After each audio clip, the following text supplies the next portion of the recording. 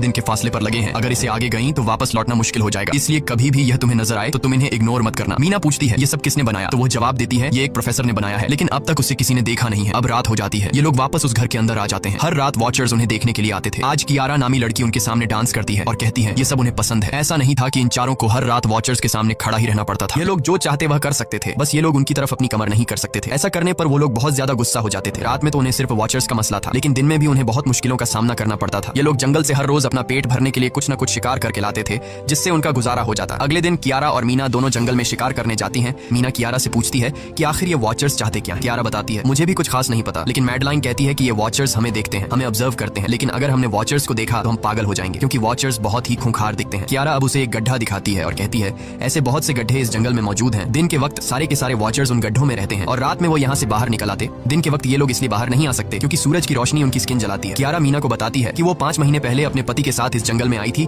और तब से वो दोनों यहाँ फंसे हुए थे, और आज से 6 दिन पहले मेरा पति जंगल में रास्ता ढूंढने निकला है। मुझे उम्मीद है कि वो जरूर वापस आएगा और हम सबको यहाँ से सेफली ले जाएगा। यहाँ हमें मालूम होता है कि असल में कियारा का हस्बैंड वही आदमी था जिसे हमने मूवी के स्टार्ट में देखा था, जिसे कोई यहाँ से खींच कर ले गया और अब वो मारा जा चुका है। इस तरह से बातें करते हुए ये दोनों कमरे के पास वापस लौट आए। यहाँ मैडलिन ने मीना को 3 रूल समझाती है जिंदा रहने के लिए। सबसे पहला ये कि वो रात के वक्त घर का दरवाजा नहीं खोलेगी, दूसरा रात में वो आईने की तरफ अपनी कमर नहीं करेगी, और तीसरा ये कि दिन के वक्त वो उन गड्ढों के पास नहीं जाएगी और जितना हो सके रोशनी में रहेगी। जब तक तुम इन रूल्स को फॉलो करोगी तब तक तुम जिंदा रहोगी। लेकिन मीना को मैडलाइन की बातों पर बिल्कुल भी भरोसा नहीं होता। अब उस रात मीना इन वॉचर्स के बारे में जानना चाहती थी, इसीलिए वो शीशे के साथ कान लगाकर आवाजें सुनने की कोशिश करती है। जब उसे कुछ सुनाई नहीं देता तो मीना को मैडलाइन की बताई गई वॉचर्स की बातें फेक लगने लगती हैं। इसलिए वह रूल्स को तोड़ते हुए अपनी कमर को शीशे की तरफ करके सो जाती है, और ऐसा करने पर इन वॉचर्स को गुस्सा चढ़ जाता है। वो लोग जोर जोर से उस शीशे को मारने लग जाते हैं। शोर से मैडलाइन भी उठ जाती है और वह जल्दी से मीना को शीशे की तरफ खड़े रहने को कहती है, और तब जाकर वो वॉचर्स का गुस्सा शांत होता है। यानी जब इंसान वॉचर्स को अपनी पीठ दिखाते हैं तो वह उसे खुद की इंसल्ट मानने लगते हैं। ये रात भी गुजर जाती है और अगले दिन मीना डेनियल के साथ शिकार पर निकलती है। वो डेनियल से पूछती है क्या आज तक तुमने किसी वॉचर को देखा है, जिस पर डेनियल ने जवाब दिया